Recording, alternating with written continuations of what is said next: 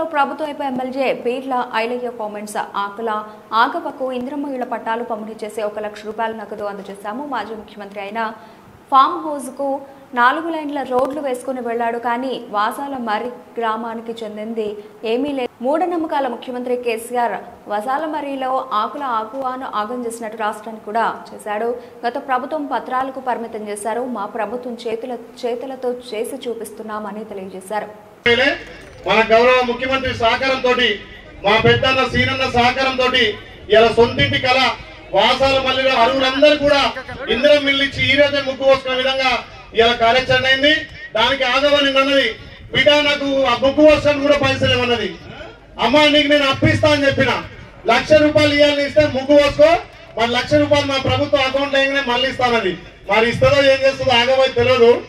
గతంలో ఆగమైంది కాబట్టి ఖచ్చితంగా ఈ ఊర్ను దత్తత తీసుకొని అరువులందరికీ ఇల్లు కట్టాలని గౌరవ మంత్రి గారి చేత ఇలా ప్రొసీడింగ్ ఇచ్చుకుంటూ ఆమెకు 1 లక్ష రూపాయలు కూడా విరాంగిస్తున్నాం. ఎవరైనా వాళ్ళ తరఫున పెద్దోళ్ళు ఆ 1 లక్ష రూపాయలు తీసుకొని ఆ పీస్ మీట్ కట్టియాల్సిందిగా ఆగవా తీసుకో అంటిగా కట్టిస్తావేమో అంటిగా ఇవాళ నీ కాదు నిలబెడుతుంది. ఓకేనా? Right, thank you. కోడి పిల్లను మరక పిల్ల కోసి పెడతావా? దావతిస్తావా? ఇదే మీ ఎమ్మెల్యే వచ్చినట్టుగా ఏమన్నాడు? డబ్బులు ఇస్తా అన్నాడు.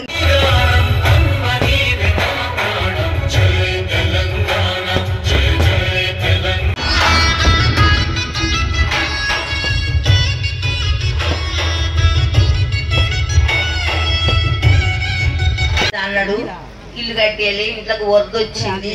ఆ వరద తోటే మా ముసలాయన తగ్గిపోయాడు. ఇట్లా ఉన్నాయన్ని కొట్టుకోపోయినా ఇట్లా పోయినాయి సార్ అంటే కట్టిస్తామని కట్టిస్తా అన్నాడు. కట్టియలేదు. అంత ఇప్పుడు మంచిగా అనిపిస్తుంది. కట్టినాక లెక్క కదా. ఇప్పుడైతే మంచిగానే ఉంది. మంచిగా దండం పెడుతున్నా. ఇక నానిపోయినా నా ఆడబిడ్డలు, అన్నదమ్ములు, మీడియా మిత్రులు, ముఖ్యంగా ఆనాడి మాటల మాంత్రికుడు ఏదైతే ప్రతి మాటని అద్భుతంగా చెప్పి ఈ వాసాల మర్రిని దత్తత తీసుకోనని చెప్పి ఆ దత్తత తీసుకున్న గ్రామాన్ని ఏం చేశాడు అన్నది మనకు తెలియదు కాదు. ప్రత్యక్ష సాక్షులు మీరే. ఈ కార్యక్రమానికి హాజరైన నా ఆడబిడ్డలు, కుటుంబ సభ్యులందరికీ ప్రింట్ అండ్ ఎలక్ట్రానిక్